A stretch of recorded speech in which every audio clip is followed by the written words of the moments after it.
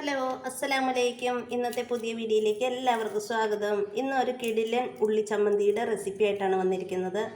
അപ്പോൾ ഉള്ളി ചമ്മന്തിക്ക് വേണ്ടി ഞാൻ ഉള്ളിയുടെ തൊലി കളഞ്ഞെടുക്കുവാണ്.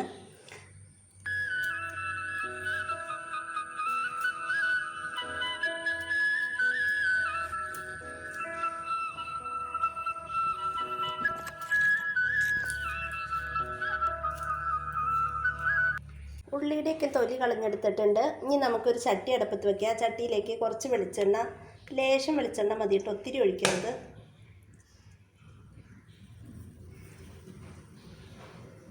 അപ്പം നമ്മുടെ വെളിച്ചെണ്ണയ്ക്ക് ചൂടായിട്ടുണ്ട്. നമുക്കതിനകത്തേക്ക് നമ്മുടെ ഉള്ളി അങ്ങോട്ട് ഇട്ട് കൊടുക്കാം.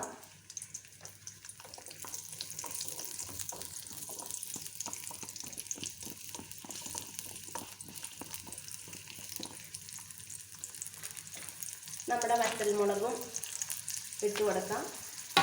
എന്നിട്ട് നമുക്കത് വറുത്തെടുക്കാം.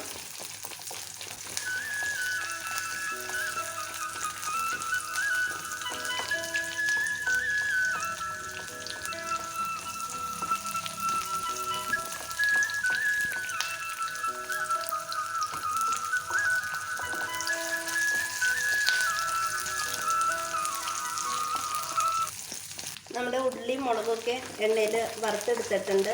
ഇനി നമുക്കിതൊന്ന് ചൂടാറട്ടെ.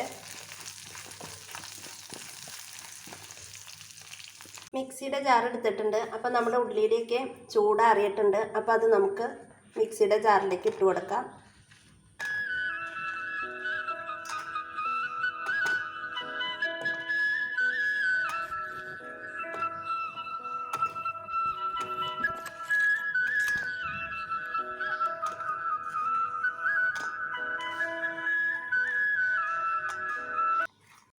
മിക്സിയുടെ ജാറിലേക്ക് ഇട്ട് കൊടുത്തിട്ടുണ്ട്. ഇനി നമുക്ക് പാകത്തിന് ഉപ്പിട്ട് കൊടുക്കാം. ഇതൊന്ന് അരിച്ചെടുക്കാം.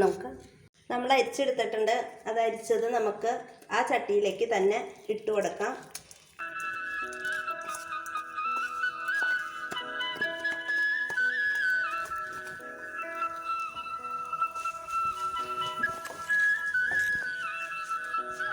ചെറുതായിട്ട് നമുക്കൊന്ന് ചൂട് കയറ്റിയെടുക്കണം.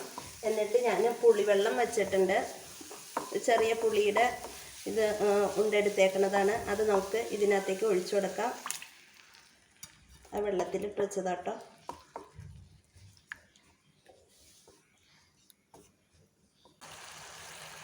എൻ്റെ വീഡിയോ പുതുതായി കാണുന്നവർ സബ്സ്ക്രൈബ് ചെയ്യാനും ലൈക്ക് ചെയ്യാനും കമൻറ്റ് ചെയ്യാനും ഒന്നും മറന്നു പോകരുത്.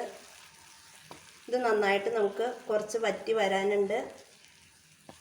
എന്നാലാണ് നമ്മുടെ മുളകിൻ്റെയും ഉപ്പും പുളിയും എല്ലാം ഇതിനകത്തേക്ക് പിടിക്കും. നല്ല അടിപൊളി ടേസ്റ്റാണ്. ഈ ഒരു ചമ്മന്തി മാത്രം മതി നമുക്ക് ചോറുണ്ണാനൊക്കെ ആയിട്ട്.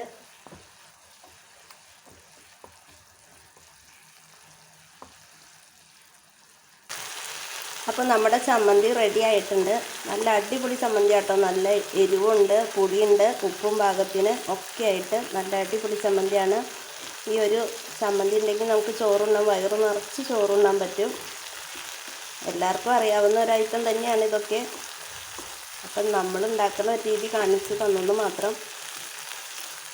അപ്പോൾ വീഡിയോ ഇഷ്ടപ്പെട്ട് ലൈക്ക് ചെയ്യാനും കമൻറ്റ് ചെയ്യാനൊന്നും മറക്കരുത്. അപ്പോൾ ഇന്നത്തെ വീഡിയോ ഇത്രേ ഉള്ളൂ. അപ്പോൾ പുതിയ വീഡിയോയുമായി അടുത്ത ദിവസം വരാം. അതുവരേക്കും അസ്സലാമലൈക്കും.